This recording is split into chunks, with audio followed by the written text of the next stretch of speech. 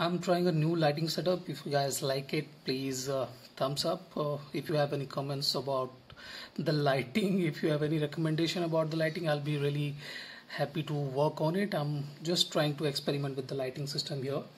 I'm using a 150 LED light here, but it's not about the lighting, but much more about the Ear Studio Radzone HUD 100 Mark II. This is a very basic DAC. There is no amping section here. It's a basic DAC and doesn't have any bells or whistles to it.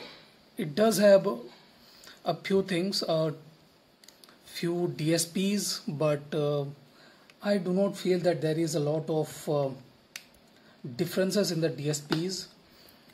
This one too is a very renowned DAC, hip DAC, priced at $150. This one is priced at $120. This one has a Burr Brown chip inside. I was not really impressed by the sound quality of this Burr Brown powered DAC. The balanced output is powerful, fairly powerful, but the 3.5 mm is not very powerful. Not all of us have balanced headphones, but we all have 3.5 mm headphones, and this one is not very powerful, to be precise. The X-Bass works very well.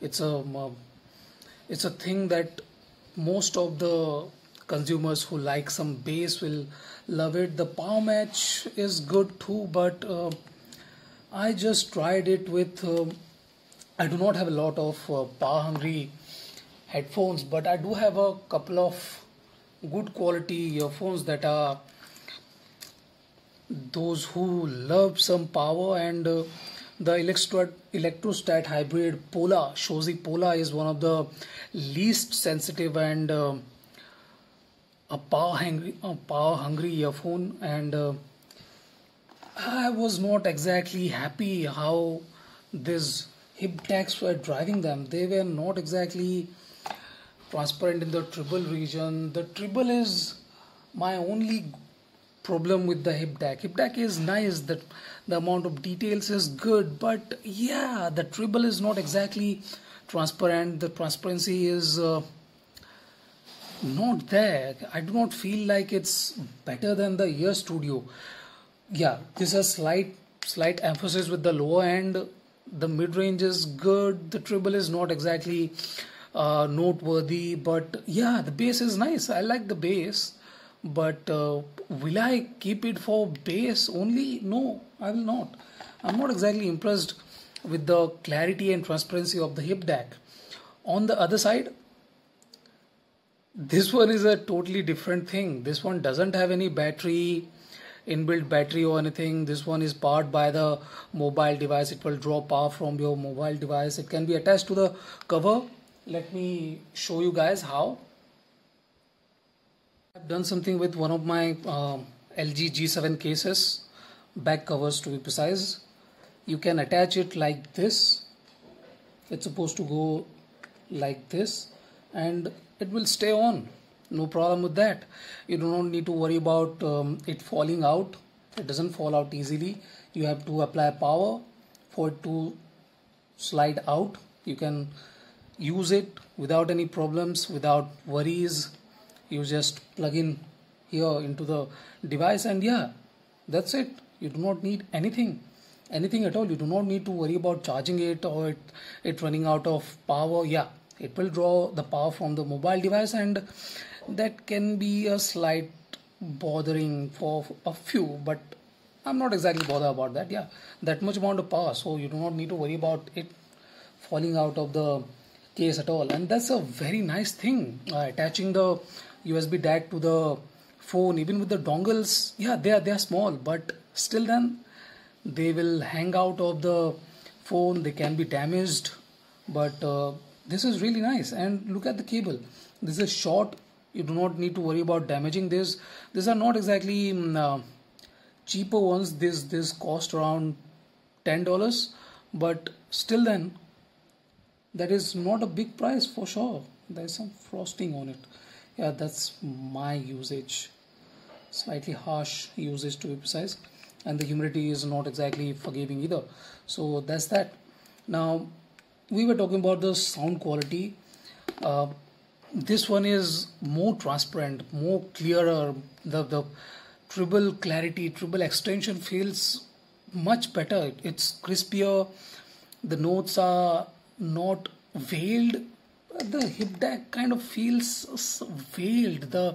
The contrast is kind of missing. The background and foreground contrast is not exactly good. It kind of feels messed up. The instruments playing in the background is dull. They are not aptly emphasized. Now this the size gap is huge, no doubts about that. This is 20 grams, this is 200 something grams, so 200 or 150 something. This is 20 G, 1 ounce. If you guys worried about the ounces, 1 ounce. This is less than 1 ounce, 21 something grams. Now when you have to use it with your laptop or anything, you need these cables. These are the extra cables you need to carry around if you want to use it with your laptop or anything. But if you want to use this with your laptop, all you have to do is to download the driver. This one too needs a driver for PC. All you have to do is to download the driver and connect it to your Type-C cable, and that's it. You are good. You do not need anything. This one, why I do not understand why they did not opt for a USB-C input and output. Yeah, you charge through this, but playing it through a USB-C would have been very convenient. The OTG is a nice thing, but then you have to carry around these cables to connect with your PC. That's kind of not really user friendly, slightly less user friendly than I was expecting it to be. If I could have done that, maybe HipDAC 2 will have that. Maybe, I'm not exactly sure, but maybe. Now, yeah, I think I touched everything. Now, yeah, let's talk about the driving power. This one too has a 2.26 BRMS power, and this has 400 MW, which is, yeah, more powerful than the HUD 100 MK2, but I really do not think that one needs that much of power when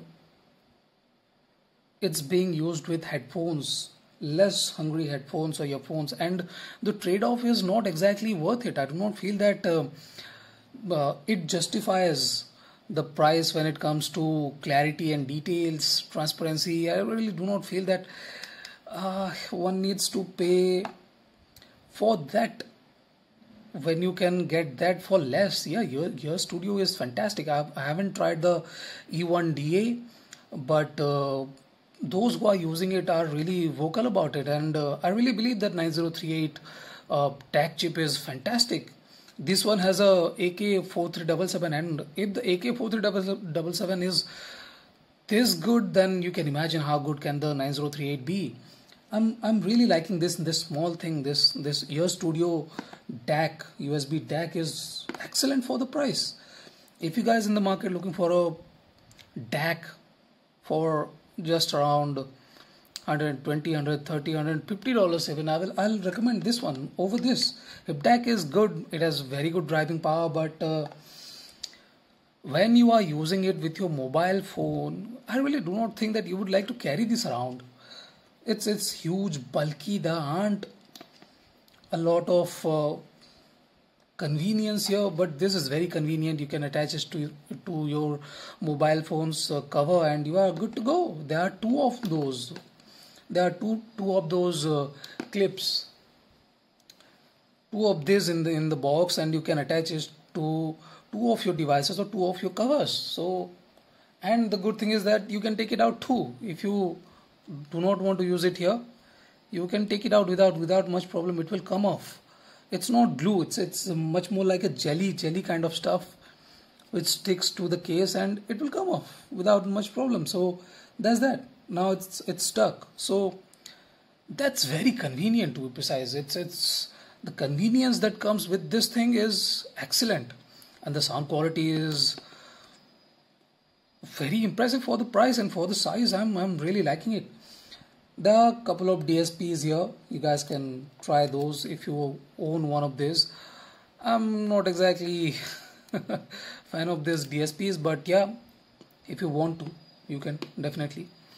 If you bothered to watch this, please comment about the lighting, and I would like to know if you guys would like more light or less light or some other directional light.